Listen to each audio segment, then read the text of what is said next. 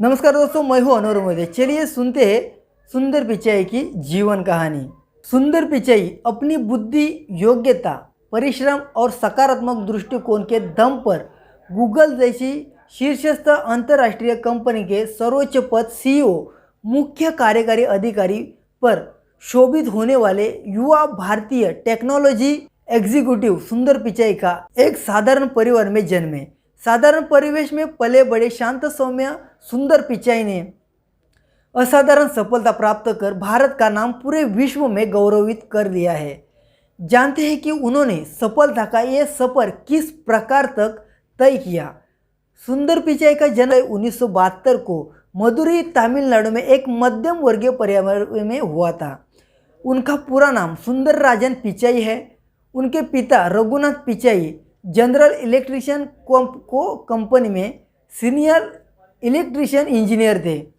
उनकी मां लक्ष्मी पिचाई स्टेनोग्राफर का काम किया करती थी, लेकिन उन्होंने यह नौकरी पिचाई के छोटे भाई के जन्म के उपरांत छोड़ दी। उनका बचपन चेन्नई के अशोकनगर इलाके में बीता। 4 लोगों का उनका परिवार वहाँ 2 कमरे में एक छोटे से मकान में रहता करता था। उनके पिता की आय सीमित थी, जिससे कारण उनका जीवन स्तर साधारण था। टीवी, फ्रिज, कार जैसे ऐसे आराम की साधने उनके पास उपलब्ध नहीं थे। उनके पिता सुख सुविधाओं के साधनों से अधिक अपने बच्चों की शिक्षा पर बल दिया करते थे। जब पिचाई 12 वर्ष के थे तब उनके पिता ने पहला डायलर फोन अपने घर पर लगवा था। ये पहली टेक्नोलॉजी से संबंधित वस्तु थी जो पिचाई ने अपने घर पर देखी थी। घर पर फोन लगने के बाद पिचाई को स्वयं की एक विलक्षण प्रतिभा का पता चला। सुंदर पिचाई शांत स्वभाव के होकर छात्र थे। पढ़ाई के अतिरिक्त उनकी खेलों में भी रुचि थी। अपने स्कूलों के क्रिकेट टीम के वे कप्तान थे। 10वीं कक्षा तक उन्होंने चेन्नई के अशोकनगर में जवाहर विद्यालय से पढ़ाई की। बाद 12वीं की पढ़ाई आईआईटी चेन्नई स्थित वीणा स्कूल से की। 17 वर्ष की उम्र में आईआईटी प्रवेश पास करके उन्होंने आईआईटी खड़गपुर में दाखिला ले लिया। वहाँ उनकी branch metallurgical and material science थी। अपनी इंजीनियरिंग के दौरान 1989 में और 1993 में वे हमेशा अपने बैच के टॉपर रहे। वर्ष 1993 में उन्होंने फाइनल परीक्षा में अपने बैच में टॉप किया और रजत पदक हासिल किया। आईआईटी खड़गपुर से इंजीनियरिंग की डिग्री लेने के बाद सुंदर पिचाई स्कॉलरशिप पर अमेरिका के स्टैनफोर्ड यूनिवर्सिटी में पढ़ने चले गए। वहाँ material and science and engineer में उन्होंने मास्टर ऑफ साइंस किया। एमबीए की ओर रुझान होने के कारण उन्होंने फिनोलॉजिस्ट एंड यूनिवर्सिटी के वाटरन स्कूल से एमबीए की डिग्री प्राप्त की। एमबीए करने के उपरांत उन्होंने applied material and project management एवं इंजीनियरिंग का कार्य किया। फिर मैकेनिजिंग एंड कंपनी में मैनेजमेंट कंसल्टेंट का कार्य किया। 1 अप्रैल 2004 को सुंदर पिचाई गूगल में अपना इंटरव्यू देने गए।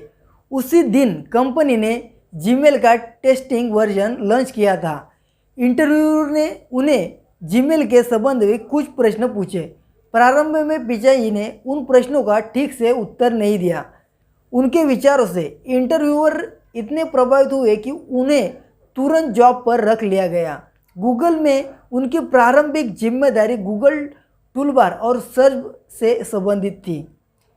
सुंदर पिचाई ने जब गूगल में काम करना प्रारंभ किया था, उस समय गूगल टूलबार और search engine Microsoft internet explorer में डिफ़ॉल्ट ऑप्शन हुआ करता था।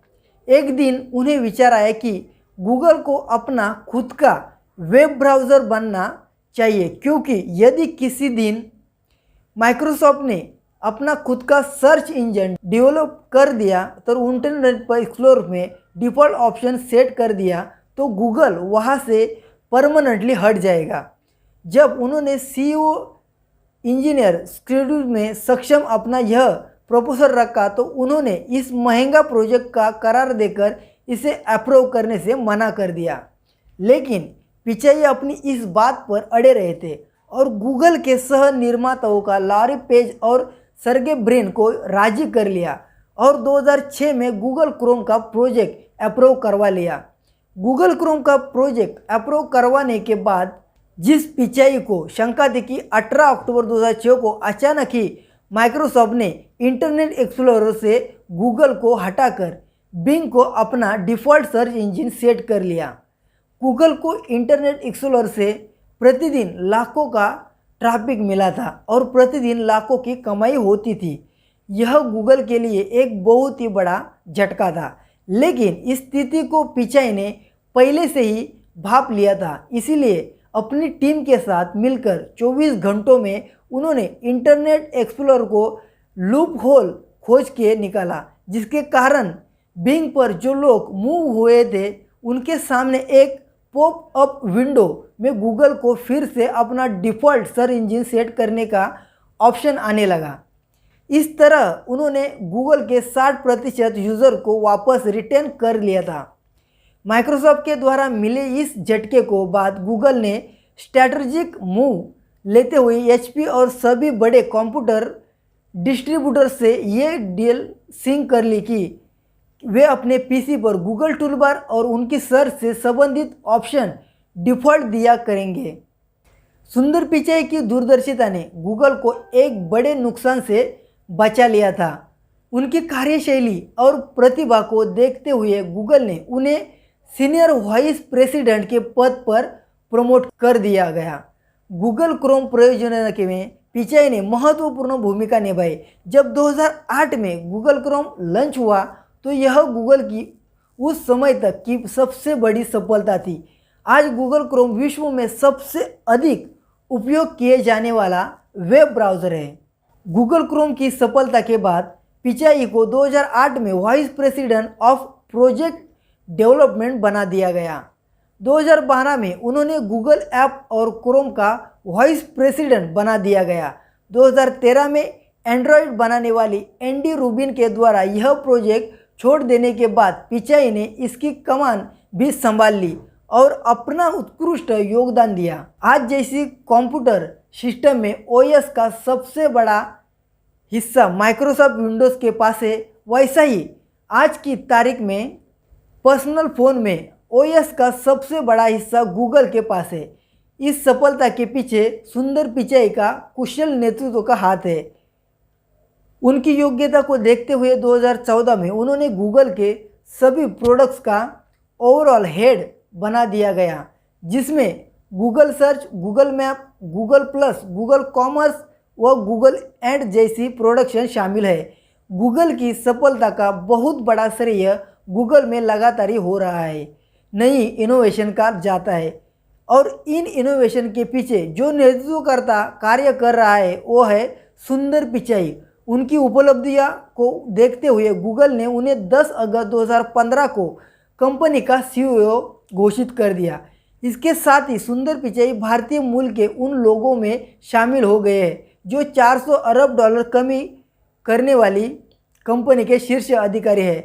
आज उनकी सालाना आय 335 करोड़ रुपए है। गूगल जैसी कंपनी जहां जॉब प्राप्त कर लेना बहुत ही बड़ा बात है, उस कंपनी में एक भारतीय मूल व्यक्ति का सर्वोच्च स्थान पर पहुंचना हम सभी भारतीय के लिए एक गर्व की बात है। इस तरह से सुंदर पिचाई की जीवन कहानी थी। आपको सुंदर पिचाई की जीवन कहानी सुन के कैसा फील हो रहा है और एक भारतीय बड़े कंपनी का सीईओ है तो आपको कैसा लग रहा है, कमेंट में ज़रूर बताना। और ऐसे नए मोटिवेशन स्टोरी सुनने के लिए हमारे चैनल को सब्सक्राइब करके बेल आइकॉन दबाना। जय भारत।